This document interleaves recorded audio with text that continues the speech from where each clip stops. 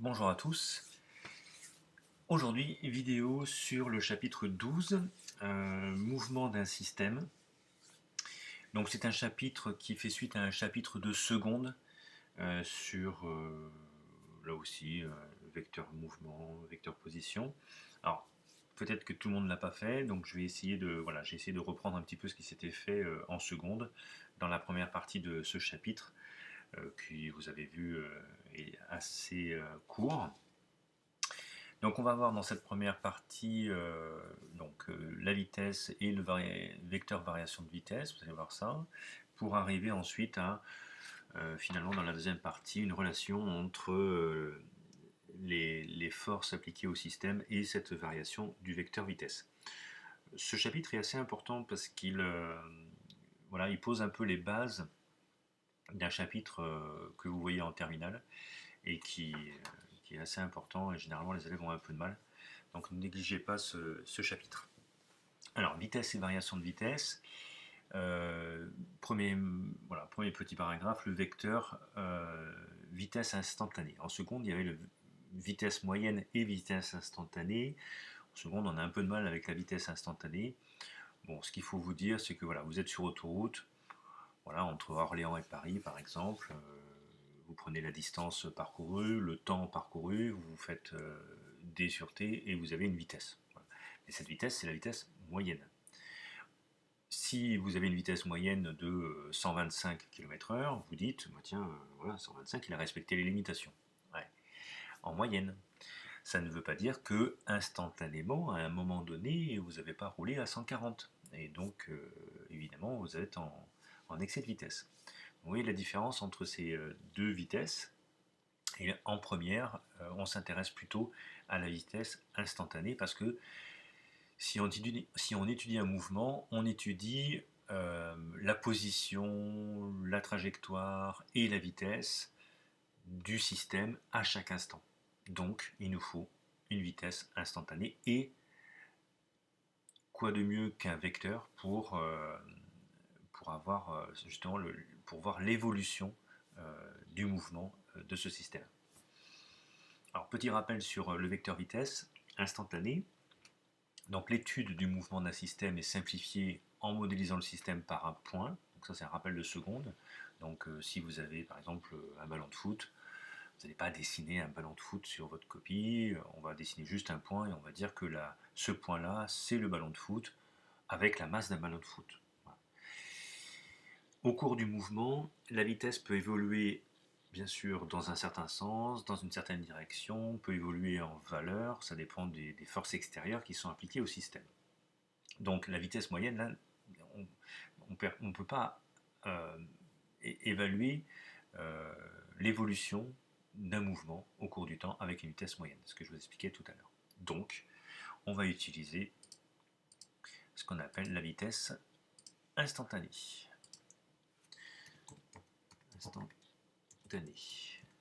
Hop. Donc la vitesse instantanée correspond à une vitesse indiquée par un appareil de mesure, radar, indicateur de vitesse, etc. C'est la vitesse à un instant donné de la trajectoire. Elle correspond finalement, parce qu'au niveau de la formule c'est exactement pareil, c'est la vitesse moyenne mais calculée sur un temps très très court, donc en une fraction de seconde. Donc une vitesse c'est toujours une longueur divisée par un temps, B égale D sur T, c'est toujours ça, mais c'est un temps très court. Voilà. Et du coup, sur ce temps très court, on peut considérer que la vitesse n'a pas vraiment varié. Et du coup, on peut l'utiliser pour étudier la variation du mouvement. Alors la formule de ce vecteur vitesse instantanée, qui est vu en seconde, mais voilà, le prof de physique, on s'est adapté un petit peu pour avoir une vision commune sur première et terminale SP. En fait, alors je vous écris la formule. Alors moi je vais peut-être dépasser un petit peu. Donc V à un instant I est égal à la distance entre les points juste avant le point I, c'est-à-dire I-1. Alors ça c'est un I, ça c'est un 1. Jusqu'à I plus 1. Donc ça c'est un vecteur déplacement divisé par eh bien, le temps entre i plus 1 et i moins 1. Alors, c'est un peu barbare comme formule. Si vous avez par exemple un ballon de basket pour faire un panier, hein, donc voilà, donc là vous avez le panneau comme ça, voilà. Je fais super bien les dessins, vous avez vu, comme d'hab. Oh, c'est pas mal. Ouais. Bon, j'en rajoute pas parce que c'est trop bien. Attends, si quand même. Voilà. Et du coup, si vous avez ici un ballon de basket qui est lancé, on va dire, d'ici, voilà. Alors bon, je fais un gros ballon de basket, mais on va dire que c'est un point, hein. Voilà. Et ça, c'est les positions du ballon de basket au cours du temps. Voilà. Donc évidemment, ah bah c'est trop court. Voilà, on s'en fiche. Voilà. Donc là, vous avez le point M1, vous avez aussi le point M2, ici le point M3, le point M4, etc. etc. Bon. Donc si vous voulez avoir le vecteur vitesse, eh bien, vous allez au point 2, M2, vous allez prendre, donc là, I égale 2, donc pour V2, on va avoir M1, M3, donc M2 moins 1, ça fait M1, M2 plus 1, ça fait M3, c'est M3 là, divisé par, eh bien, T3 moins T2, moins T1, pardon, T3 moins T1. Voilà. Alors ça c'est la valeur, on peut émettre des vecteurs pour, voilà. Donc finalement on va mesurer cette longueur entre M1 et M3 et on va le diviser par 2 delta t, hein. Donc vous allez voir, il y a les exercices pour expliquer ça, pour s'entraîner à ça, sachant que 1 delta t c'est là. Donc ça c'est 1 delta t, ça c'est un autre delta t, on va mesurer cette longueur et on divise la longueur par 2 fois ce temps là. Alors le vecteur, le vecteur vitesse, hein, de ce système là, donc je vais le faire en violet, hein. Donc le vecteur vitesse, donc c'est une flèche. Voilà. Bon, là je fais une grande flèche, mais bon ça dépend de l'échelle, hein. Ce qu'il faut savoir, c'est ça, c'est important, les caractéristiques du vecteur vitesse. Donc la direction, c'est une tangente à la trajectoire. Le sens, bah, c'est dans le sens du mouvement évidemment. Et la norme, eh bien c'est la norme de la vitesse, c'est-à-dire la distance sur le temps. Pardon. Donc voilà pour la vitesse instantanée. Voilà, j'espère que pour ceux qui ne l'ont pas vu en seconde, ça, grosso modo, le début du chapitre, j'ai pompé sur le programme de seconde, hein. Vraiment, j'ai recopié, copié-collé, hein. Mais bon, là, j'explique plus en mode première spé quand même, pour le vecteur vitesse instantané. Alors là, on attaque vraiment le programme de terminal. Ouais, vous allez tous passer en terminale, donc pas de problème. Mais on va quand même finir le programme de première avant. Ah ben voilà, donc oh, je crois que j'ai des problèmes internet. Voilà, voilà. Bon, petite musique d'ascenseur.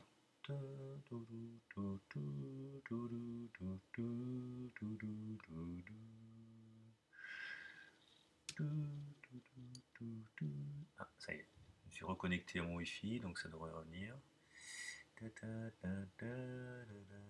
Ah, ben voilà. Très bien, donc on continue. Merci Internet.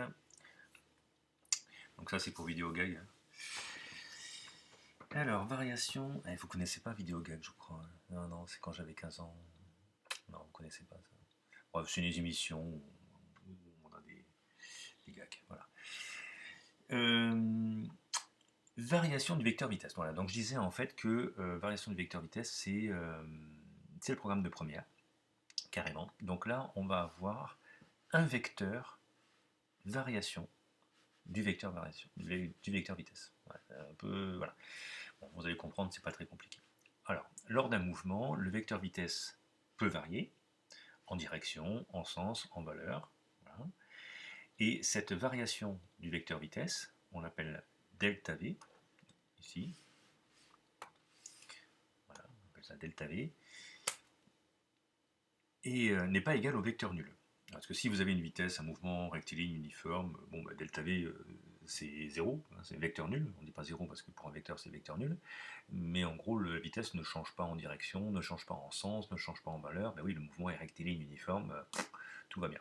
Or là, exemple du panier de basket, ben ça change. Donc on va pouvoir définir la variation du vecteur vitesse. Donc je vais l'écrire ici. Donc c'est une formule, bon c'est pas très compliqué, hein. Donc c'est delta V, donc vecteur variation vitesse, de A vers B, hein, donc la différence de A vers B, c'est le vecteur vitesse en B moins le vecteur vitesse en A. Voilà, et donc là, donc il y aura des exercices, hein, pour s'entraîner à ça. Là, vous avez donc deux vitesses, VA et VB. Donc VA est en A, VB est en B, et on va pouvoir calculer la variation de vitesse entre A et B. Et bien, c'est tout simplement la vitesse en B moins la vitesse en A. Alors, comment on fait pour faire moins la vitesse en A? Ben, tout simplement, on trace le vecteur VB ici à partir de B, et à la fin de la flèche de VB, on reporte VA, mais dans l'autre sens, parce que c'est moins VA. Donc, sens opposé à VA. Donc, on a moins VA ici. Et donc, le résultat de VB moins VA, c'est un vecteur, mais c'est le vecteur variation de vitesse. Donc ici, delta V. Vous voyez ici, là, ça c'est delta V. Donc ça, ce vecteur variation de vitesse, il va être important pour la suite, et notamment la page 2. Alors voici la page 2, où là vraiment on attaque le point important de ce chapitre, qui va être important pour la terminale l'an prochain. Alors, on va d'abord parler, donc il y a deux parties, bon, une troisième à la fin, mais pas importante, mais quand même pas énorme. Première partie sur la somme des forces appliquées à un système. Rien de compliqué, c'est juste de la définition. Un système soumis à plusieurs forces se comporte comme s'il subissait finalement une force qu'on va appeler une force unique, ici. En gros, on va prendre toutes les forces qui sont appliquées au système, on va les regrouper, on fait une somme vectorielle, et on dit que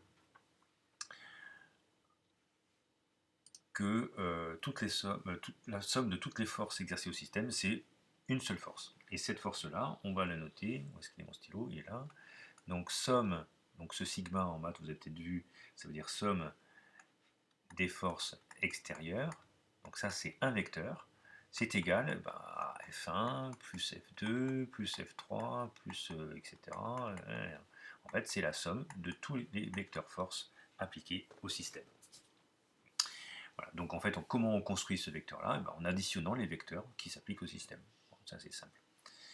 Alors lorsque le système subit plusieurs forces, dont la somme est nulle, on dit que les forces subies par le système se compensent. Ça c'est le programme de seconde, avec le principe d'inertie. Le système est alors soit au repos, soit en mouvement, rectiligne uniforme. C'est ce que je disais tout à l'heure, le principe d'inertie.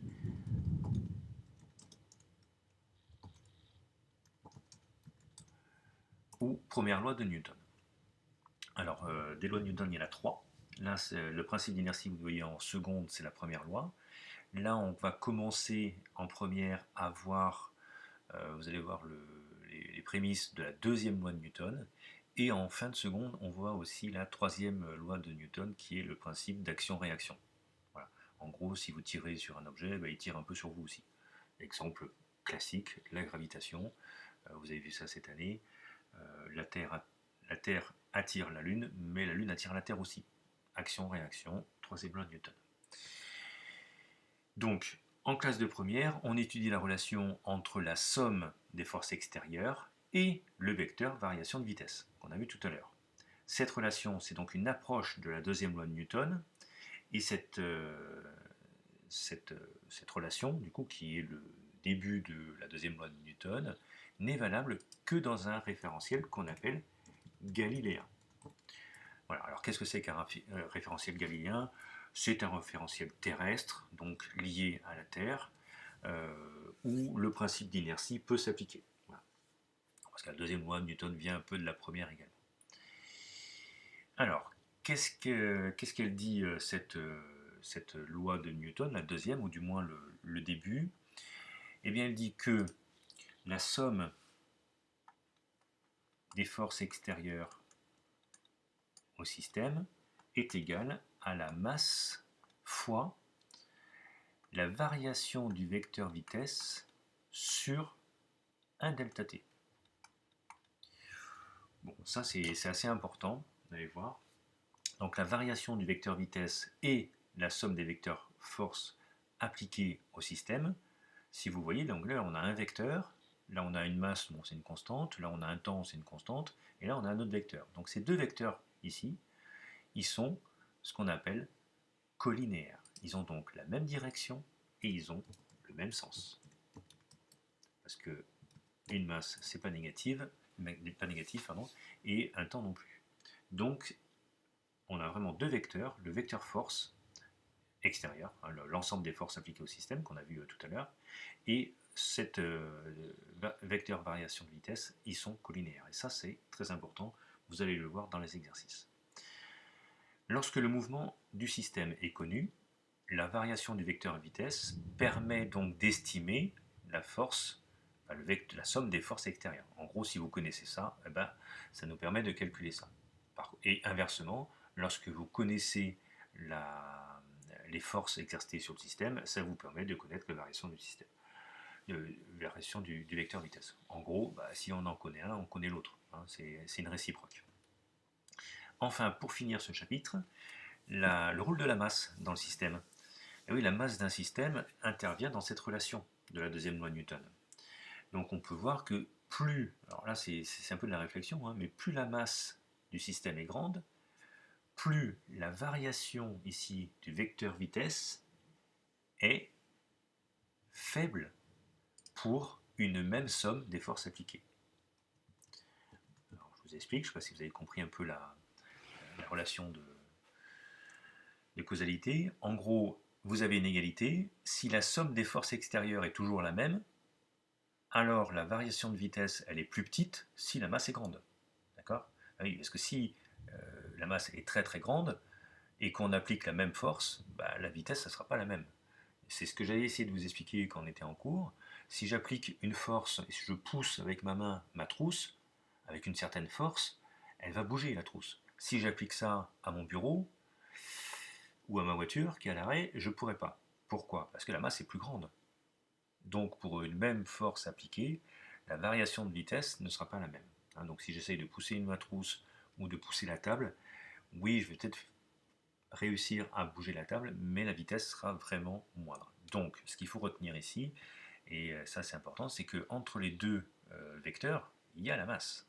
Et la masse, elle est influente. D'accord ? Un autre exemple, c'est la force gravitationnelle entre la Terre et moi, par exemple. Ça, on en avait parlé. Si je saute de la chaise, la Terre m'attire, moi j'attire la Terre avec la même force, mais pourquoi moi je bouge et la Terre ne bouge pas? Eh bien tout simplement parce que j'ai une masse qui est très faible, alors que la Terre a une masse qui est très grande. Vous voyez le rapport de la masse. Voilà, donc pour ce chapitre, voilà, donc du coup, à vous sur les exercices et à bientôt pour une nouvelle vidéo.